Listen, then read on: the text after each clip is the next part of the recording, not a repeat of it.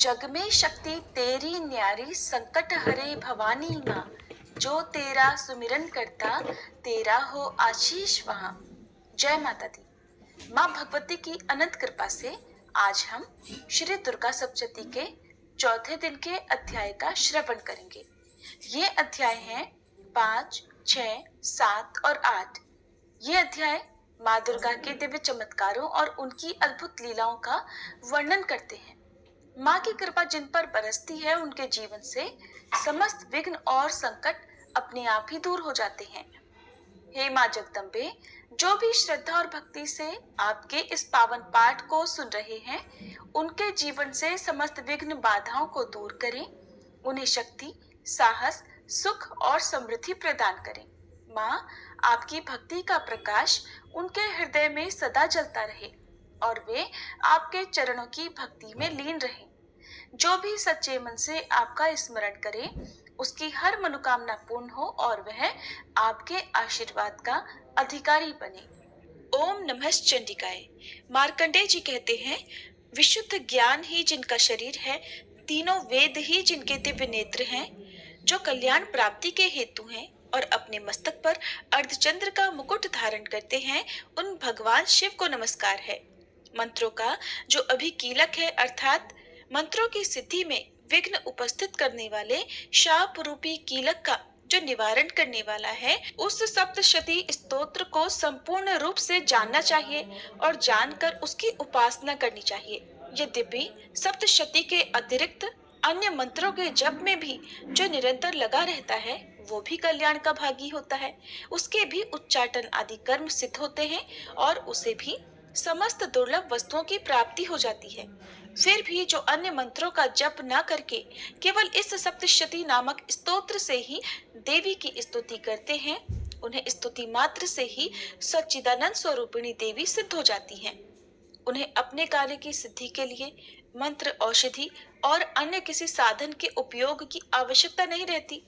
बिना जप के ही उनके उच्चाटन आदि समस्त अभिचारिक कर्म सिद्ध हो जाते हैं। इतना ही नहीं, उनकी संपूर्ण अभीष्ट वस्तुएं भी सिद्ध होती हैं। लोगों के मन में ये शंका थी कि जब केवल सप्तशती की उपासना से अथवा सप्तशती को छोड़कर अन्य मंत्रों की उपासना से भी समान रूप से सब कार्य सिद्ध होते हैं, तब इनमें श्रेष्ठ कौन सा साधन है? लोगों की इसी शंका को सामने रखकर भगवान शंकर ने अपने पास आए हुए जिज्ञासुओं को समझाया कि ये सप्तशती नामक संपूर्ण स्तोत्र ही सर्वश्रेष्ठ एवं कल्याणमय है। तदंतर भगवती चंडिका के सप्तशती नामक स्तोत्र को महादेव जी ने गुप्त कर दिया। सप्तशती के पाठ से जो पुण्य प्राप्त होता है, उसकी कभी समाप्ति नहीं होती, किंतु अन्य मंत्रों के जपजन्य पुण्यों की समाप्ति हो जाती है। अतः भगवान शिव ने अन्य मंत्रों की अपेक्षा जो सप्तशती की ही श्रेष्ठता का निर्णय किया, उसे यथार्थ ही जानना चाहिए। अन्य मंत्रों का जप करने वाला पुरुष भी यदि सप्तशती के स्तोत्र और जप का अनुष्ठान कर ले, तो वो भी पूर्ण रूप से ही कल्याण का भागी होता है। इसमें तनिक भी संदेह नहीं है। जो साधक कृष्ण पक्ष की चतुर्दशी अथवा अष्टमी को एकाग्रचित्त होकर भगवती की सेवा में अपना सर्वस्व समर्पित कर देता है और फिर उसे प्रसाद रूप से ग्रहण करता है, उसी पर भगवती प्रसन्न होती हैं, अन्यथा उनकी प्रसन्नता नहीं प्राप्त होती। इस प्रकार सिद्धि के प्रतिबंधक रूप कील के द्वारा महादेव जी ने इस स्तोत्र को कीलित कर रखा है। जो पूर्वोक्त रीति से निष्कीलन करके इस सप्तशती स्तोत्र का प्रतिदिन स्पष्ट उच्चारण पूर्वक पाठ करता है, वह मनुष्य सिद्ध हो जाता है, वही देवी का पार्षद होता है और वही गंधर्व भी होता है। सर्वत्र विचरते रहने पर भी इस संसार में उसे कहीं भी भय नहीं होता। वह अपमृत्यु के वश में नहीं पड़ता और देह त्यागने के बाद मोक्ष प्राप्त कर लेता है। अतः कीलन को जानकर उसका परिहार करके ही सप्तशती का पाठ आरंभ करे। जो ऐसा नहीं करता, उसका नाश हो जाता है। इसलिए कीलक और निष्कीलन का ज्ञान प्राप्त करने पर ही ये स्तोत्र निर्दोष होता है और विद्वान पुरुष इस निर्दोष स्तोत्र का ही पाठ आरंभ करते हैं। स्त्रियों में जो कुछ भी सौभाग्य आदि दृष्टिगोचर होता है, वो सब देवी के प्रसाद का ही फल है। अतः इस कल्याणमय स्तोत्र का सदा जप करना चाहिए। इस स्तोत्र का मंद स्वर से पाठ करने पर स्वल्प फल की प्राप्ति होती है और उच्च स्वर से पाठ करने पर पूर्ण फल की सिद्धि होती है। इसलिए उच्च स्वर से ही इसका पाठ आरंभ करना चाहिए। जिनके प्रसाद से ऐश्वर्य, सौभाग्य, आरोग्य, संपत्ति, शत्रुनाश तथा परम मोक्ष की भी सिद्धि होती है, उस कल्याणमयी जगदम्बा की स्तुति मनुष्य क्यों नहीं करते। जय माता दी। कीलक स्तोत्र संपूर्ण हुआ। अब सुनिए श्री दुर्गा सप्तशती का 5वां अध्याय, जिसमें देवताओं द्वारा देवी की स्तुति, चंड मुंड के मुख से अंबिका के रूप की प्रशंसा सुनकर शुंभ का उनके पास दूत भेजना और दूत के निराश लौटने का वर्णन है। अध्याय से पहले हम सभी माँ जगदम्बा का ध्यान करें, जो अपने कर कमलों में घंटा, शूल, हल, शंख, मूसल, चक्र, धनुष और बाण धारण करती हैं। शरद ऋतु के शोभा संपन्न चंद्रमा के समान जिनकी मनोहर कांति है, जो तीनों लोकों की आधारभूता और शुंभ आदि दैत्यों का नाश करने वाली है, तथा गौरी के शरीर से जिनका प्राकट्य हुआ है, उन महासरस्वती देवी का मैं निरंतर भजन करती हूँ। मार्कंडेय ऋषि कहते हैं, पूर्व काल में शुंभ और निशुंभ नामक असुरों ने अपने बल के घमंड में आकर शचीपति इंद्र के हाथ से तीनों लोकों का राज्य और यज्ञ भाग छीन लिए। वे ही दोनों सूर्य, चंद्रमा, कुबेर, यम और वरुण के अधिकार का भी उपयोग करने लगे। वायु और अग्नि का कार्य भी वे ही करने लगे। उन दोनों ने सब देवताओं को अपमानित, राज्यभ्रष्ट, पराजित और अधिकारहीन करके स्वर्ग से निकाल दिया। उन दोनों महान असुरों से तिरस्कृत देवताओं ने अपराजिता देवी का स्मरण किया और सोचा, जगदम्बा ने हम लोगों को वर दिया था कि आपत्ति काल में स्मरण करने पर मैं तुम्हारी सब आपत्तियों का तत्काल नाश कर दूंगी। ये विचार कर देवता गिरिराज हिमालय पर गए और वहां भगवती विष्णु माया की स्तुति करने लगे। तब देवता बोले, देवी को नमस्कार है, महादेवी शिवा को सर्वदा नमस्कार है, प्रकृति एवं भद्रा को नमस्कार है। हम लोग नियम पूर्वक जगदम्बा को नमस्कार करते हैं। रौद्रा को नमस्कार है, नित्या गौरी एवं धात्री को बारंबार नमस्कार है। ज्योत्सनामयी, चंद्र रूपिणी एवं सुख स्वरूपा देवी को सतत प्रणाम है। शरणागतों का कल्याण करने वाली वृद्धि एवं सिद्धि रूपा देवी को हम बारंबार नमस्कार करते हैं। नैऋति राजाओं की लक्ष्मी तथा शर्वाणी स्वरूपा आप जगदम्बा को बार बार नमस्कार है। दुर्गा, दुर्गपारा, सारा, सर्वकारिणी, ख्याति, कृष्णा और धूम्रा देवी को सर्वदा नमस्कार है। अत्यंत सौम्य तथा अत्यंत रौद्र रूपा देवी को हम नमस्कार करते हैं, उन्हें हमारा बारंबार प्रणाम है। जगत की आधारभूता कृति देवी को बारंबार नमस्कार है। जो देवी सब प्राणियों में विष्णु माया के नाम से कही जाती हैं, उनको नमस्कार, उनको नमस्कार, उनको बारंबार नमस्कार है। जो देवी सब प्राणियों में चेतना कहलाती हैं, उनको नमस्कार, उनको नमस्कार, उनको बारंबार नमस्कार है। जो देवी सब प्राणियों में बुद्धि रूप से स्थित हैं, उनको नमस्कार, उनको नमस्कार, उनको बारंबार नमस्कार है। जो देवी सब प्राणियों में निद्रा रूप से स्थित हैं, उनको नमस्कार, उनको नमस्कार, उनको बारंबार नमस्कार है। जो देवी सब प्राणियों में शुद्धा रूप से स्थित हैं, उनको नमस्कार, उनको नमस्कार, उनको बारंबार नमस्कार है। जो देवी सब प्राणियों में छाया रूप से स्थित हैं, उनको नमस्कार, उनको नमस्कार, उनको बारंबार नमस्कार है। जो देवी सब प्राणियों में शक्ति रूप से स्थित हैं, उनको नमस्कार, उनको नमस्कार, उनको बारंबार नमस्कार है। जो देवी सब प्राणियों में तृष्णा रूप से स्थित हैं, उनको नमस्कार, उनको नमस्कार, उनको बारंबार नमस्कार है। जो देवी सब प्राणियों में शांति रूप से स्थित हैं, उनको नमस्कार, उनको नमस्कार, उनको बारंबार नमस्कार है। जो देवी सब प्राणियों में जाति रूप से स्थित हैं, उनको नमस्कार, उनको नमस्कार, उनको बारंबार नमस्कार है। जो देवी सब प्राणियों में लज्जा रूप से स्थित हैं, उनको नमस्कार, उनको नमस्कार, उनको बारंबार नमस्कार है। जो देवी सब प्राणियों में शांति रूप से स्थित हैं, उनको नमस्कार, उनको नमस्कार, उनको बारंबार नमस्कार है। जो देवी सब प्राणियों में श्रद्धा रूप से स्थित हैं, उनको नमस्कार, उनको नमस्कार, उनको बारंबार नमस्कार है। जो देवी सब प्राणियों में कांति रूप से स्थित हैं, उनको नमस्कार, उनको नमस्कार, उनको बारंबार नमस्कार है। जो देवी सब प्राणियों में लक्ष्मी रूप से स्थित हैं, उनको नमस्कार, उनको नमस्कार, उनको बारंबार नमस्कार है। जो देवी सब प्राणियों में वृत्ति रूप से स्थित हैं, उनको नमस्कार, उनको नमस्कार, उनको बारंबार नमस्कार है। जो देवी सब प्राणियों में स्मृति रूप से स्थित हैं, उनको नमस्कार, उनको नमस्कार, उनको बारंबार नमस्कार है। जो देवी सब प्राणियों में दया रूप से स्थित हैं, उनको नमस्कार, उनको नमस्कार, उनको बारंबार नमस्कार है। जो देवी सब प्राणियों में तुष्टि रूप से स्थित हैं, उनको नमस्कार, उनको नमस्कार, उनको बारंबार नमस्कार है। जो देवी सब प्राणियों में माता रूप से स्थित हैं, उनको नमस्कार, उनको नमस्कार, उनको बारंबार नमस्कार है। जो देवी सब प्राणियों में भ्रांति रूप से स्थित हैं, उनको नमस्कार, उनको नमस्कार, उनको बारंबार नमस्कार है। जो जीवों के इंद्रिय वर्ग की अधिष्ठात्री देवी एवं सब प्राणियों में सदा व्याप्त रहने वाली हैं, उन व्याप्ति देवी को बारंबार नमस्कार है। जो देवी चैतन्य रूप से इस संपूर्ण जगत को व्याप्त करके स्थित हैं, उनको नमस्कार, उनको नमस्कार, उनको बारंबार नमस्कार है। पूर्व काल में अपने अभीष्ट की प्राप्ति होने से देवताओं ने जिनकी स्तुति की तथा देवराज इंद्र ने बहुत दिनों तक जिनका सेवन किया, वह कल्याण की साधन भूता ईश्वरी हमारा कल्याण और मंगल करे तथा सारी आपत्तियों का नाश कर डाले। उद्दंड दैत्यों से सताए हुए हम सभी देवता जिन परमेश्वरी को इस समय नमस्कार करते हैं तथा जो भक्ति से विनम्र पुरुषों द्वारा स्मरण की जाने पर तत्काल ही संपूर्ण विपत्तियों का नाश कर देती हैं, वे जगदम्बा हमारा संकट दूर करें। मार्कंडेय ऋषि कहते हैं, राजन, इस प्रकार जब देवता स्तुति कर रहे थे, उस समय पार्वती देवी गंगा जी के जल में स्नान करने के लिए वहां आई। उन सुंदर भौहों वाली भगवती ने देवताओं से पूछा, आप लोग यहाँ किसकी स्तुति करते हैं? तब उन्हीं के शरीर कोश से प्रकट हुई शिवा देवी बोली, शुंभ दैत्य से तिरस्कृत और युद्ध में निशुंभ से पराजित हो यहाँ एकत्रित हुए ये समस्त देवता ये मेरी ही स्तुति कर रहे हैं।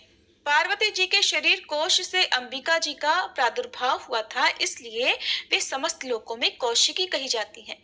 कौशिकी के प्रकट होने के बाद पार्वती देवी का शरीर काले रंग का हो गया, इसलिए वे हिमालय पर रहने वाली कालिका देवी के नाम से विख्यात हुई। तदंतर शुंभ निशुंभ के भृत्य चंड मुंड वहां आए और उन्होंने परम मनोहर रूप धारण करने वाली अंबिका देवी को देखा। फिर वे शुंभ के पास जाकर बोले, महाराज, एक अत्यंत मनोहर स्त्री है जो अपनी दिव्य कांति से हिमालय को प्रकाशित कर रही है। वैसा उत्तम रूप कहीं किसी ने भी नहीं देखा होगा। असुरेश्वर, पता लगाइए वो देवी कौन है और उसे ले लीजिए। स्त्रियों में तो वह रत्न ही है, उसका प्रत्येक अंग बहुत ही सुंदर है और वह अपने श्री अंगों की प्रभा से संपूर्ण दिशाओं में प्रकाश फैला रही है। दैत्यराज, अभी वह हिमालय पर ही मौजूद है, आप उसे देख सकते हैं। प्रभु, तीनों लोकों में मणि, हाथी और घोड़े आदि जितने भी रत्न हैं, वे सब इस समय आपके घर में शोभा पाते हैं। हाथियों में रत्नभूत ऐरावत, ये पारिजात का वृक्ष और ये उच्च श्रवा घोड़ा, ये सब आपने इंद्र से ले लिया है। हंसों से जुता हुआ ये विमान भी आपके आंगन में शोभा पाता है। ये रत्नभूत अद्भुत विमान जो पहले ब्रह्मा जी के पास था, अब आपके यहाँ लाया गया है। ये महापद्म नामक निधि आप कुबेर से छीन लाए हैं। समुद्र ने भी आपको किंजलकिनी नाम की माला भेंट की है जो केसरों से सुशोभित है और जिसके कमल कभी कुम्हलाते नहीं हैं। स्वर्ण की वर्षा करने वाला वरुण का छत्र भी आपके घर में शोभा पाता है और ये श्रेष्ठ रथ जो पहले प्रजापति के अधिकार में था, अब आपके पास मौजूद है। दैत्येश्वर, मृत्यु की उत्क्रांतिदा नाम वाली शक्ति भी आपने छीन ली है और वरुण का पाश तथा समुद्र में होने वाले सब प्रकार के रत्न आपके भाई निशुंभ के अधिकार में हैं। अग्नि ने भी स्वतः शुद्ध किए हुए 2 वस्त्र आपकी सेवा में अर्पित किए हैं। दैत्यराज, इस प्रकार सभी रत्न आपने एकत्रित कर लिए हैं। फिर जो ये स्त्रियों में रत्न स्वरूप कल्याणमयी देवी है, इसे आप क्यों नहीं अपने अधिकार में कर लेते? मार्कंडेय ऋषि कहते हैं, चंड मुंड का ये वचन सुनकर शुंभ ने महादैत्य सुग्रीव को दूत बनाकर देवी के पास भेजा और कहा, तुम मेरी आज्ञा से उसके सामने ये बातें कहना और ऐसा उपाय करना जिससे प्रसन्न होकर वो शीघ्र ही यहाँ चली आए। वह दूत पर्वत के अत्यंत रमणीय प्रदेश में जहाँ देवी मौजूद थी गया और मधुरवाणी में कोमल वचन बोला। दूत कहने लगा, देवी, दैत्यराज शुंभ इस समय तीनों लोकों के परमेश्वर हैं। मैं उन्हीं का भेजा हुआ दूत हूँ और यहाँ तुम्हारे ही पास आया हूँ। उनकी आज्ञा सदा सब देवता एक स्वर से मानते हैं, कोई उसका उल्लंघन नहीं कर सकता। वे संपूर्ण देवताओं को परास्त कर चुके हैं। उन्होंने तुम्हारे लिए जो संदेश दिया है उसे सुनो। संपूर्ण त्रिलोकी मेरे अधिकार में है, देवता भी मेरी आज्ञा के अधीन चलते हैं।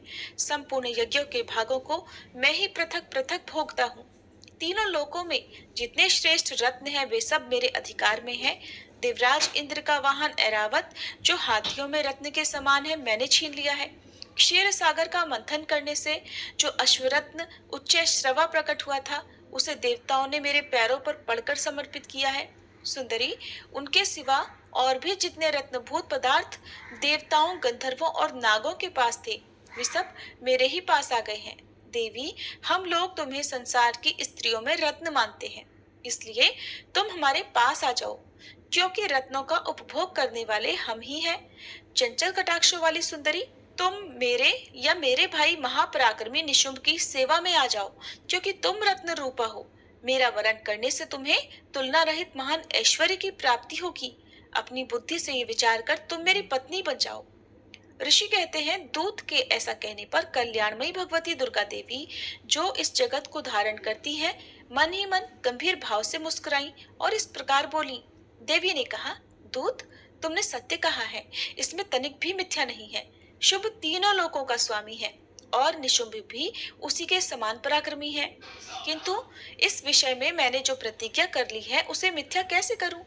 मैंने अपनी अल्प बुद्धि के कारण पहले से जो प्रतिज्ञा कर रखी है उसे सुनो। जो मुझे संग्राम में जीत लेगा, जो मेरे अभिमान को चूर्ण कर देगा तथा संसार में जो मेरे समान बलवान होगा वही मेरा स्वामी होगा। इसलिए शुंभ अथवा महादैत्य निशुंभ स्वयं ही मेरे यहाँ पधारे और मुझे जीतकर शीघ्र ही मेरा पाणी ग्रहण कर ले। इसमें विलंब की क्या आवश्यकता है? दूत बोला, देवी, तुम घमंड में भरी हो, मेरे सामने ऐसी बातें ना करो। तीनों लोकों में कौन ऐसा पुरुष है जो शुंभ निशुंभ के सामने खड़ा हो सके? देवी, अन्य दैत्यों के सामने भी सारे देवता युद्ध में नहीं ठहर सकते, फिर तुम अकेली स्त्री होकर कैसे ठहर सकती हो? जिन शुंभ आदि दैत्यों के सामने इंद्र आदि सब देवता भी युद्ध में खड़े नहीं हुए, उनके सामने तुम स्त्री होकर कैसे जाओगी? इसलिए तुम मेरे ही कहने से शुंभ निशुंभ के पास चली चलो। ऐसा करने से तुम्हारे गौरव की रक्षा होगी, नहीं तो जब वे केश पकड़कर घसीटेंगे तब तुम्हें अपनी प्रतिष्ठा खोकर जाना पड़ेगा। देवी ने कहा, तुम्हारा कहना ठीक है, शुंभ बलवान है और निशुंभ भी बड़े पराक्रमी है, किंतु क्या करूं? मैंने पहले बिना सोचे समझे प्रतिज्ञा कर ली है, अतः अब तुम जाओ। मैंने तुमसे जो कुछ कहा है वो सब दैत्यराज से आदर पूर्वक कहना, फिर वे जो उचित जान पड़े करें। जय माता दी। इस प्रकार श्री मार्कंडेय पुराण में सावर्णिक मनवंतर की कथा के अंतर्गत देवी महात्म्य में देवी दूत संवाद नामक 5वां अध्याय पूर्ण हुआ। अब सुनिए छठा अध्याय, जिसमें धूम्रलोचन वध का वर्णन किया गया है।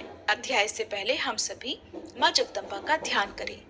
मैं सर्वकेश्वर भैरव के अंक में निवास करने वाली परमोत्कृष्ट पद्मावती देवी का चिंतन करती हूँ।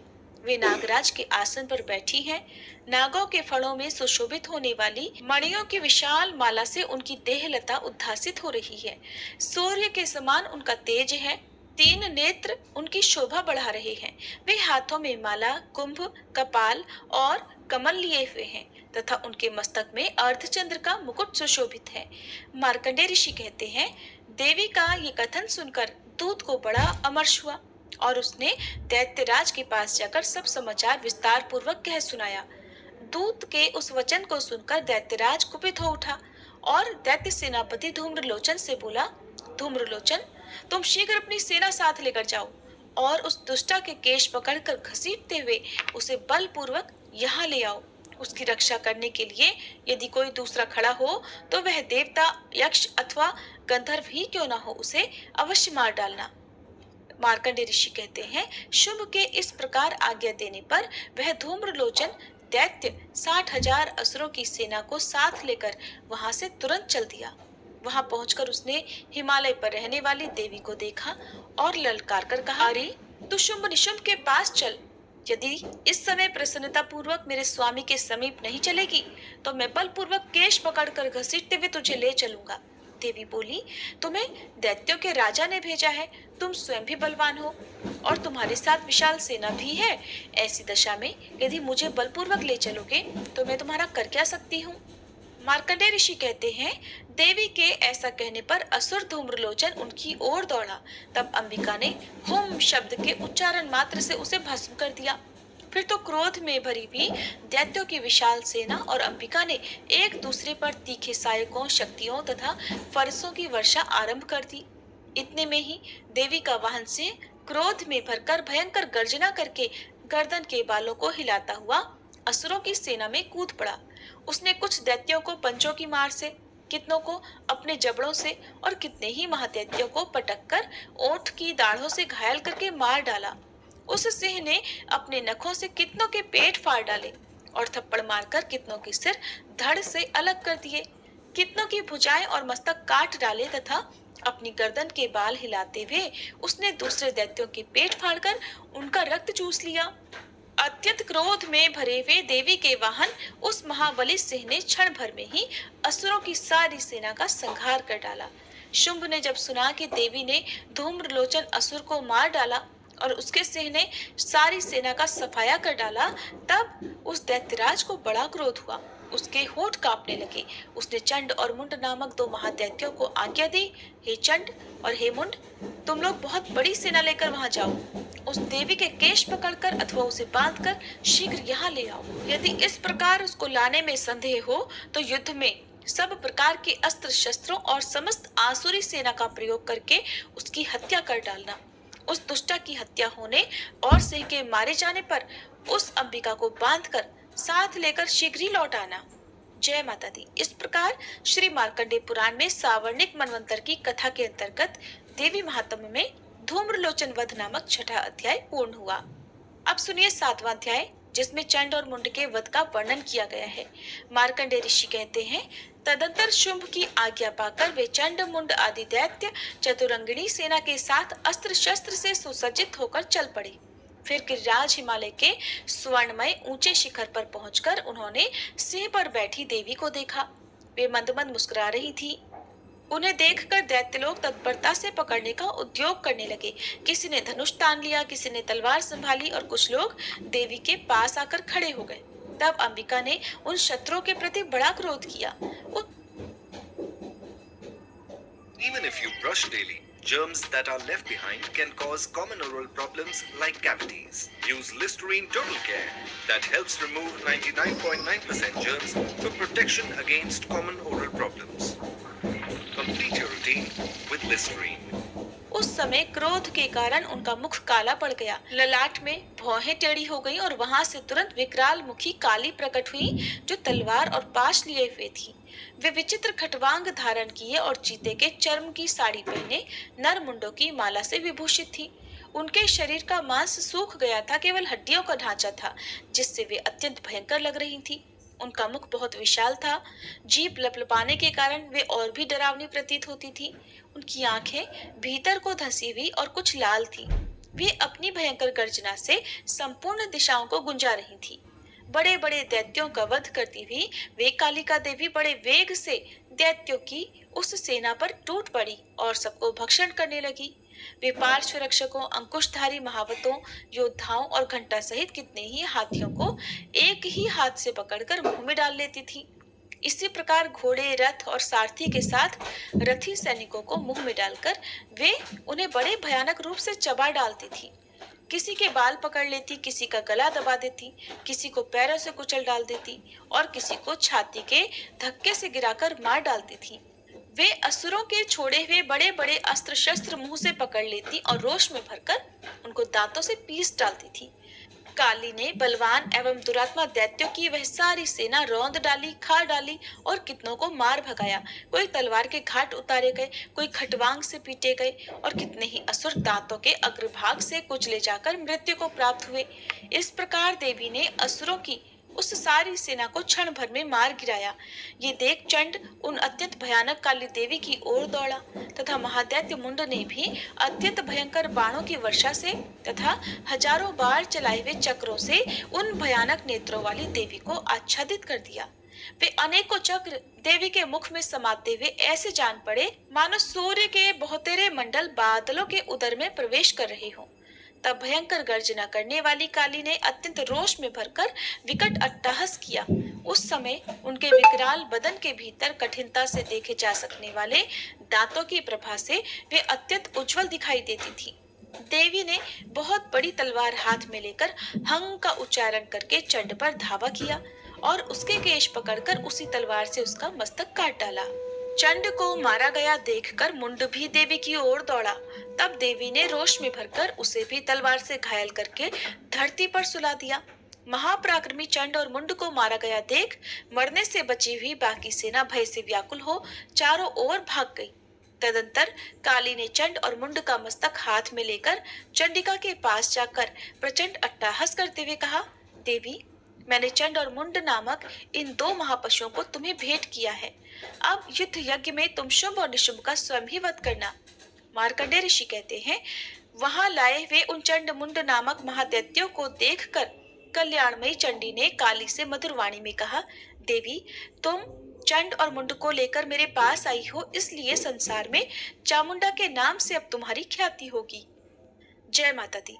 इस प्रकार श्री मार्कंडेय पुराण में सावर्णिक मनवंतर की कथा के अंतर्गत देवी महात्म्य में चंडमुंड वध नामक 7वां अध्याय पूर्ण हुआ। अब सुनिए श्री दुर्गा सप्तशती का 8वां अध्याय, जिसमें रक्तबीज वध का वर्णन किया गया है। और अध्याय से पहले हम सब मिलकर माँ भगवती का ध्यान करें। मैं अणिमा आदि सिद्धिमयी किरणों से आवृत भवानी का ध्यान करती हूँ।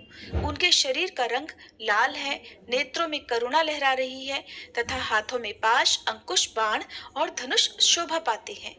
मार्कंडेय ऋषि कहते हैं, चंड और मुंड नामक दैत्यों के मारे जाने और बहुत सी सेना का संहार हो जाने पर दैत्यों के राजा प्रतापी शुंभ के मन में बड़ा क्रोध हुआ और उसने दैत्यों की संपूर्ण सेना को युद्ध के लिए कूच करने की आज्ञा दी।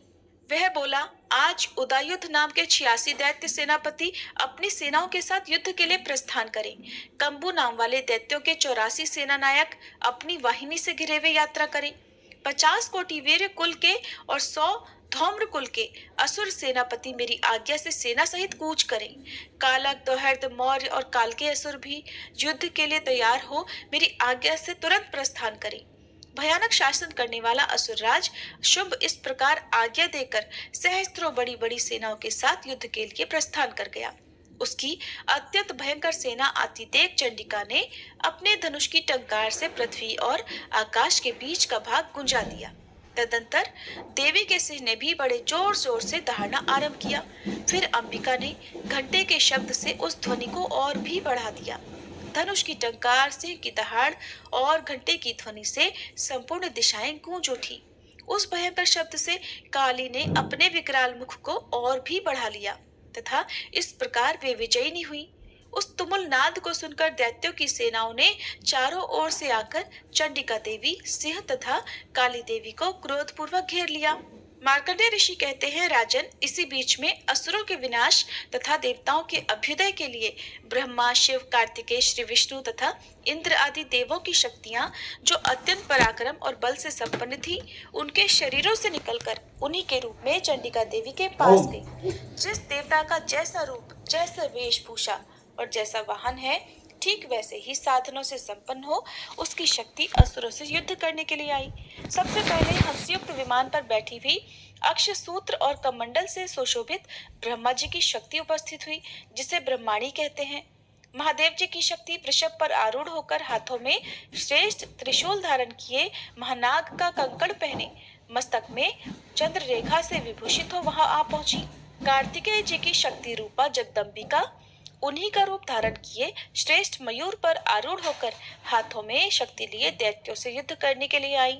इस प्रकार भगवान विष्णु की शक्ति गरुड़ पर विराजमान हो शंख, चक्र, गदा, शारंग, धनुष तथा खड्ग हाथ में लिए वहां आई।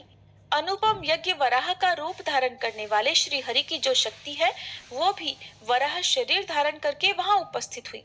नारसिंगी शक्ति भी नरसिंह के समान शरीर धारण करके वहां आई। उसकी गर्दन के बालों के झटके से आकाश के तारे बिखर पड़ते थे। इसी प्रकार इंद्र की शक्ति वज्र हाथ में लिए गजराज ऐरावत पर बैठकर आई। उसके भी सहस्त्र नेत्र थे। इंद्र का जैसा रूप है वैसा ही उसका भी था। तदंतर उन देव शक्तियों से घिरे हुए महादेव जी ने चंडिका से कहा, मेरी प्रसन्नता के लिए अब तुम शीघ्र ही इन असुरों का संहार करो। तब देवी के शरीर से अत्यंत भयानक और परम उग्र चंडिका शक्ति प्रकट हुई, जो सैकड़ों गीदड़ियों की भांति आवाज करने वाली थी। उस अपराजिता देवी ने धूमिल जटा वाले महादेव जी से कहा, भगवान, आप शुंभ निशुंभ के पास दूत बनकर जाइए और उन अत्यंत गर्वीले दानव शुंभ और निशुंभ दोनों से कहिए, साथ ही उनके अतिरिक्त भी जो दानव युद्ध के लिए वहां उपस्थित हो, उनको भी ये संदेश दीजिए कि दैत्यों, यदि तुम जीवित रहना चाहते हो तो पाताल को लौट जाओ, इंद्र को त्रिलोकी का राज्य मिल जाए और देवता यज्ञ भाग का उपभोग करें। यदि बल के घमंड में आकर तुम युद्ध की अभिलाषा रखते हो तो आओ, मेरी शिवाएं तुम्हारे कच्चे मांस से तृप्त हों। क्योंकि उस देवी ने भगवान शिव को दूत के कार्य में नियुक्त किया था, इसलिए वे शिवदूती के नाम से संसार में विख्यात हुई। वे महादैत्य भी भगवान शिव के मुंह से देवी के वचन सुनकर क्रोध में भर गए और जहां कात्यायनी विराजमान थी उस ओर बढ़े। तदंतर वे दैत्य अमर्ष में भरकर पहले ही देवी के ऊपर बाण, शक्ति और वृष्टि आदि अस्त्रों की वर्षा करने लगे। तब देवी ने भी खेल ही खेल में धनुष की टंकार की और उससे छोड़े हुए बड़े बड़े बाणों द्वारा दैत्यों के चलाए हुए बाण, शूल, शक्ति और फरसों को काट डाला। फिर काली उनके आगे होकर शत्रुओं को शूल के प्रहार से विदीर्ण करने लगी और खटवांग से उनका कचूमर निकालती हुई रणभूमि में विचरने लगी। ब्रह्माणी भी जिस जिस ओर दौड़ती उसी ओर अपने कमंडल का जल छिड़ककर शत्रुओं के ओज और पराक्रम को नष्ट कर देती थी। माहेश्वरी ने त्रिशूल से तथा वैष्णवी ने चक्र से और अत्यंत क्रोध में भरी हुई कुमार कार्तिकेय की शक्ति से दैत्यों का संहार आरंभ किया। इंद्र शक्ति के वज्र प्रहार से विदीर्ण हो सैकड़ों दैत्य दानव रक्त की धारा बहाते हुए पृथ्वी पर सो गए।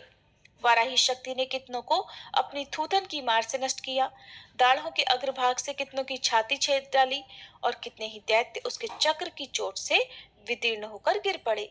नारसिंही भी दूसरे महादैत्यों को अपने नखों से विदीर्ण करके खाती और सिहनाद से दिशाओं और आकाश को गुंजाती हुई युद्ध क्षेत्र में विचरने लगी। कितने ही असुर शिवदूती के प्रचंड अट्टहास से अत्यंत भयभीत हो पृथ्वी पर गिर पड़े और गिरने पर उन्हें शिवदूती ने उसी समय अपना ग्रास बना लिया। इस प्रकार क्रोध में भरे हुए मातृगणों को नाना प्रकार के उपायों से बड़े बड़े असुरों का मर्दन करते देख दैत्य सैनिक भाग खड़े हुए। मातृगणों से पीड़ित दैत्यों को युद्ध से भागता देख रक्तबीज नामक महादैत्य क्रोध में भरकर युद्ध करने के लिए आया। उसके शरीर से जब रक्त की बूंदें पृथ्वी पर गिरती, तब उसी के समान शक्तिशाली एक दूसरा महादैत्य पृथ्वी पर पैदा हो जाता। महाअसुर रक्तबीज हाथ में गदा लेकर इंद्र शक्ति के साथ युद्ध करने लगा। तब इंद्री ने अपने वज्र से रक्तबीज को मारा। वज्र से घायल होने पर उसके शरीर से बहुत सा रक्त चूने लगा, जिससे उसी के समान रूप तथा पराक्रम वाले योद्धा उत्पन्न होने लगे। उसके शरीर से रक्त की जितनी बूंदें गिरी उतने ही पुरुष उत्पन्न हो गए। वे सब रक्त बीज के समान ही वीर्यवान, बलवान तथा पराक्रमी थे। वे रक्त से उत्पन्न होने वाले पुरुष भी अत्यंत भयंकर अस्त्र शस्त्रों का प्रहार करते हुए वहां मात्र गणों के साथ घोर युद्ध करने लगे। पुनः वज्र के प्रहार से जब उसका मस्तक घायल हुआ, तब रक्त बहने लगा और उससे हजारों पुरुष उत्पन्न हो गए। वैष्णवी ने युद्ध में रक्त बीज पर चक्र का प्रहार किया और ऐन्द्री ने उस दैत्य सेनापति को गदा से चोट पहुंचाई। वैष्णवी के चक्र से घायल होने पर उसके शरीर से जो रक्त बहा और उससे जो उसी के बराबर आकार वाले सहस्त्रों महादैत्य प्रकट हुए, उनके द्वारा संपूर्ण जगत व्याप्त हो गया। कौमारी ने शक्ति से, वाराही ने खड्ग से और महेश्वरी ने त्रिशूल से महादैत्य रक्तबीज को घायल किया। क्रोध में भरे हुए उस महादैत्य रक्तबीज ने भी सभी मात्र शक्तियों पर पृथक पृथक प्रहार किया। शक्ति और शूल आदि से अनेक बार घायल होने पर जो उसके शरीर से रक्त की धारा पृथ्वी पर गिरी, उससे भी निश्चय ही सैकड़ों असुर उत्पन्न हो गए। इस प्रकार उस महादैत्य के रक्त से प्रकट हुए असुरों द्वारा संपूर्ण जगत व्याप्त हो गया। इससे उन देवताओं को बड़ा भय हुआ। देवताओं को उदास देखकर चंडिका ने काली से शीघ्रता पूर्वक कहा, चामुंडे, अब तुम अपना मुख और भी फैलाओ और मेरे शस्त्रापात से गिरने वाले रक्त बिंदुओं और उनसे उत्पन्न होने वाले महादैत्यों को तुम अपने इस उतावले मुख से खा जाओ। इस प्रकार रक्त से उत्पन्न होने वाले महादैत्यों को भक्षण करती हुई तुम रण में विचरती रहो। ऐसा करने से उस दैत्य का सारा रक्त क्षीण हो जाने पर वह स्वयं भी नष्ट हो जाएगा। उन भयंकर दैत्यों को जब तुम खा जाओगी तब दूसरे नए दैत्य उत्पन्न नहीं हो सकेंगे।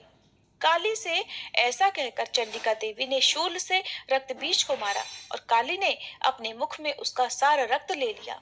तब उसने वहां चंडिका पर गदा से प्रहार किया, किंतु उस गदापात ने देवी को तनिक भी चोट नहीं पहुंचाई। रक्त बीज के घायल शरीर से बहुत सा रक्त गिरा, किंतु जैसे ही वह गिरा वैसे ही चामुंडा ने उसे अपने विकराल मुख में ले लिया।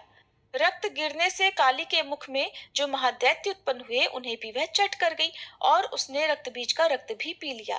तदंतर देवी ने रक्त बीज को, जिसका रक्त चामुंडा ने पी लिया था, वज्र, बाण, खड्ग तथा रिष्टि आदि से मार डाला। राजन, इस प्रकार शस्त्रों के समुदाय से आहत और रक्तहीन हुआ महादैत्य रक्त बीज पृथ्वी पर गिर पड़ा। नरेश्वर, इससे देवताओं को अनुपम हर्ष की प्राप्ति हुई और मातृगण उन असुरों के रक्तपान के मद से उद्धत सा होकर नृत्य करने लगा। जय माता दी।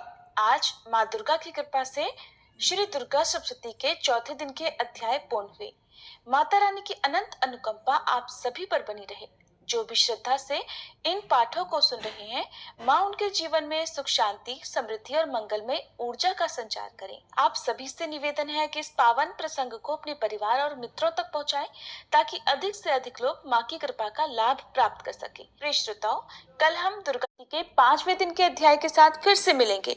तब तक माता रानी की भक्ति में लीन रहिए और माँ की जय जयकार करते रहिए। जय माता दी।